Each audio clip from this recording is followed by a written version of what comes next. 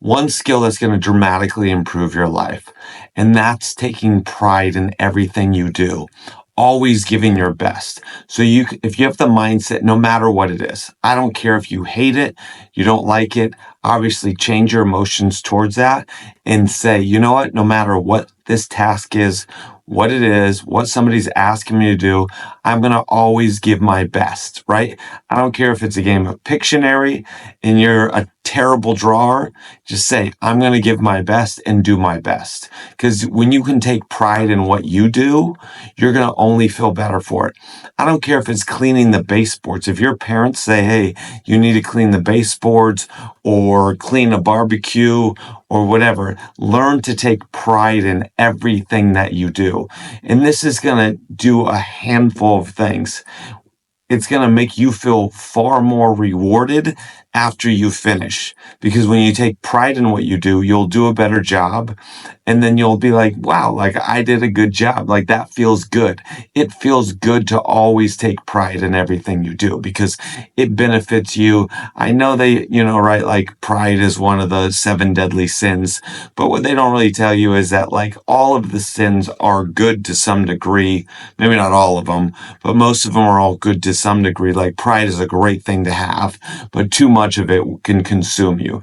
But if you learn to take pride in everything you do from a standpoint of if you want to learn how to ice skate, if you want to learn how to play basketball, if you want to learn any skill, obviously, if you're in school right now and your teachers are teaching you something, they probably think it's valuable for you. If your parents are trying to teach you something, they probably think it's valuable to you. So take pride and be like, hey, I need to do a better job at doing this. I should put everything I have, all my brain power to this. So if you can literally focus on giving your best, somebody made this quote in a book. I can't remember exactly where I heard this.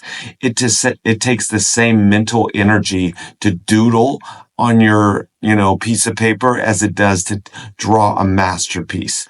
So always focus on creating a masterpiece when you get to it. So if you're not very good at drawing and you're having to do a lesson on drawing, focus on giving your best effort. Focus on learning.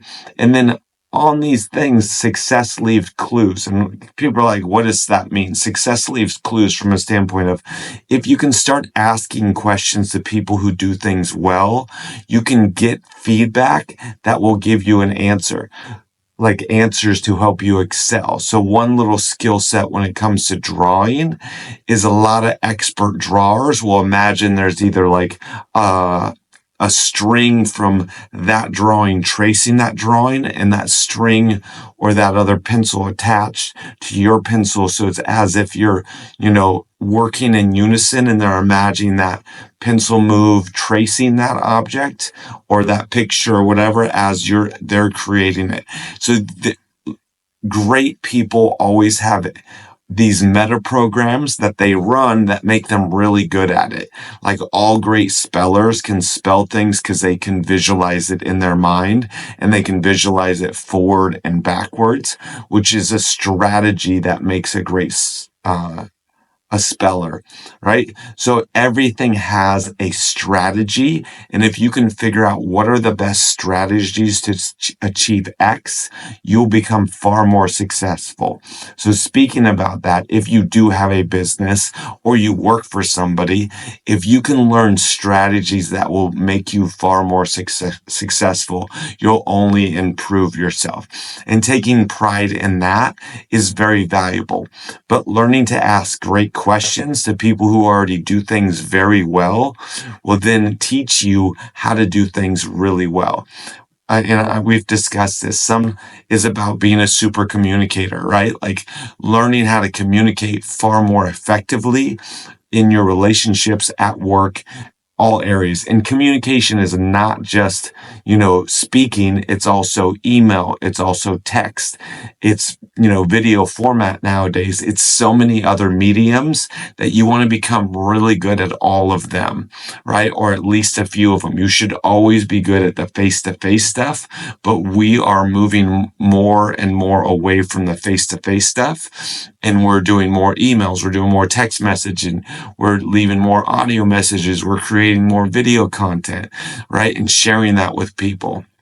So the more we can become better at communicating our message, being clear and precise and transparent, the better we are at communicating. And then the better we also need to be better at listening, right? I feel a lot of people can communicate. They can tell people what they want, but they're not willing to listen and take the time to hear what the other person wants.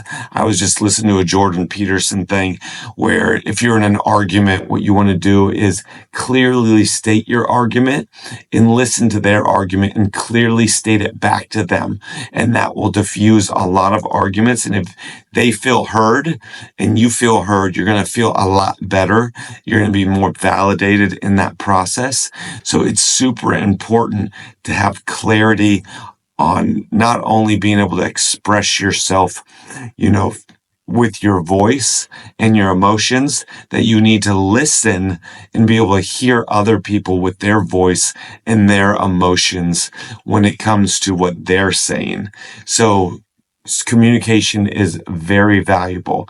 This is one of the most important thing that consultants and people, hire people to get training for their teams or organizations, their committees, is how to communicate more effectively as a leader, right? If you're a leader, you need to learn to be able to communicate your mission, your what's going on. If you're a parent, you need to learn to communicate, why you want your children to do X, Y, and Z far more effectively, and that will start reaching those outcomes. And that's about, learning to take pride in that, learning to take pride in your communication, right? Don't say something, and if people don't hear what you're saying and it doesn't resonate, don't blame them. Take that ownership on yourself and take pride in being like, hey, I just said X, Y, and Z about, to my kids, or I was trying to lead a team and none of them got on board of what I was saying. So I have to learn to take, do better and figure out how do I say it differently until it resonates with all my committees, my team members, my board, all that stuff where they understand what I'm saying, so I can communicate in a way that gets the job done more effectively, right? And like I said, doing your best, taking pride is a very valuable skill set because you will only excel that much faster, right? You will give more effort. You will put more to it because you're always trying to strive and be better each time, right? That pridefulness is only going to come back tenfold because you're going to feel really good. I guarantee it. Like if young kids are listening to this and they're told chores to do, take the pride to do that chore the best of your abilities. You're going to get better. You're going to feel more rewarded, not only externally by your parents and other people, but you're going to get more rewarded internally to feel like, hey, you know what? I knocked that out of the park. My parents said, great job cleaning the dishes, or great job doing the baseboards, or great job with this, because they will notice when you do a really good job versus they notice when you do a bad job. Speaking about that, parents, leaders, you name it, notice things. Notice when somebody does a good job and commend them for it. Commend their peers for it.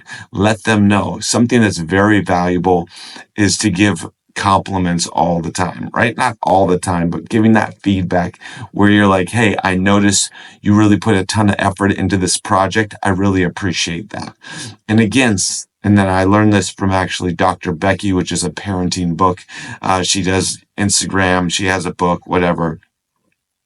So if your child does a drawing and the drawing's terrible, there's always something you can notice about it. Be like, hey, I noticed that you feel really good about your drawing. I noticed how much effort you put into work on your drawing.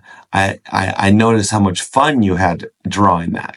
And that goes back to leaders too, right? You can always notice something about your people that they did well, because the more feedback you can give that's positive, when you do need to give negative feedback, they will respect you more. They will hear it more, because it's the whole John Gottman negative bid, positive bid type stuff. John Gottman is the Marriage Institute, if you guys aren't aware of that.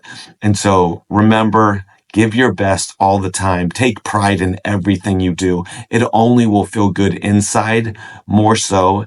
And you might even get more praise outside, which is a double whammy, which is a good thing. Well, on the show, it was never a good thing, but I'm going to say it's a good thing to get, those dopamine hits when people commend you for doing a great job by taking pride in what you do. So give your best. Here's to your success. Take care.